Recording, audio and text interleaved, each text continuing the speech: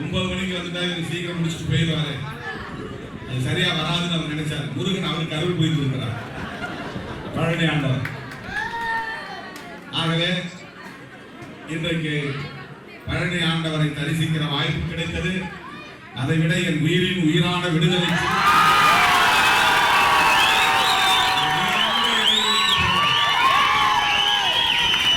ஒரு நீண்ட இடைவெளிக்கு பிறகு உங்களை தரிசிக்கிற வாய்ப்பு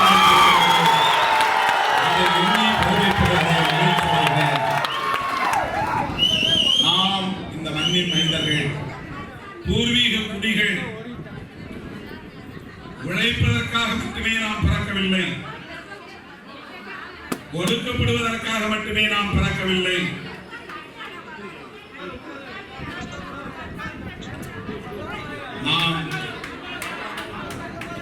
நாம் இந்த அரசியல் களத்திலே அடியெடுத்து வைத்த போதே வைத்த முழக்கம்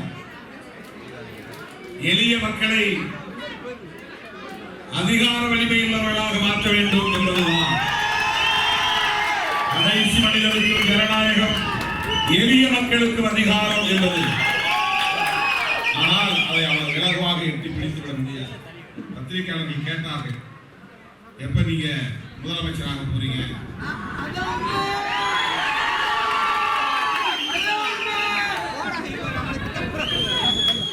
கேள்வி எப்ப நீங்க பிரதமராக போறீங்க?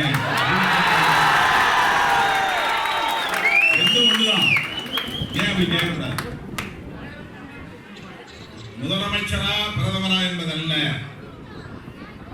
அடிமைகளாக ஒழுங்குகிற மக்களை ஆளும் சக்தி உள்ளவர்களாக வலுப்பெறச் செய்ய வேண்டும், அதிகார வலிமை உள்ளவர்களாக வலுப்பெறச் செய்ய வேண்டும், ஆட்சி அதிகார பீடத்தில் அமரக்கூடியவர்களாக வலுப்பெற வேண்டும். நான் 20 வருஷத்துக்கு முன்னால ஒரு பத்திரிகை பேட்டி கொடுத்தேன். நானும் முதலமைச்சர் கனவு கொண்டிருக்கிறேன், எனக்கும் முதலமைச்சர் பதவி உண்டு, கனவு உண்டு. அப்படின்னா நானே முதலமைச்சர் நாட்கள் போய் உட்காரன்னு அர்த்தம் இல்லை. எளிய மக்களும் அதிகாரத்திற்கு வர வேண்டும், எனக்கும் முதலமைச்சர் கனவு உண்டு அப்படின்னு ஒரு டைட்டிலே போட்டாங்க.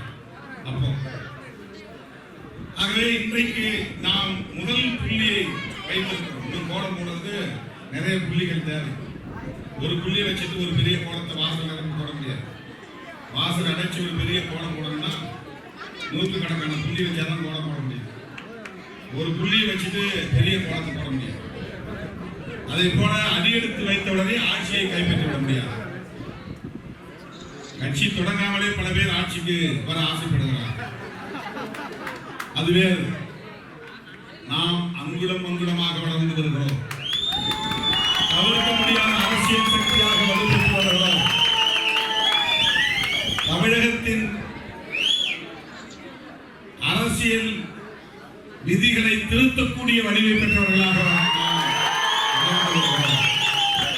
இன்றைக்கு மகாராஷ்டிரா மாநிலத்திலும் சிறுத்தை கொடி பறக்கிறார்கள்.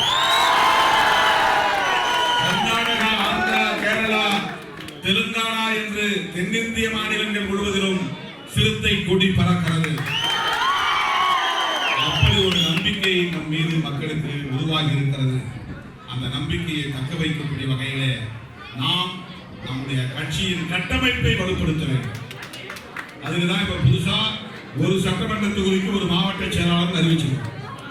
இந்தியாவிலேயே எந்த கட்சியும் இந்த முயற்சியில் இறங்கவில்லை. இந்த துணிச்சல் விடுதலை சிறுத்தைகள் கட்சிக்கு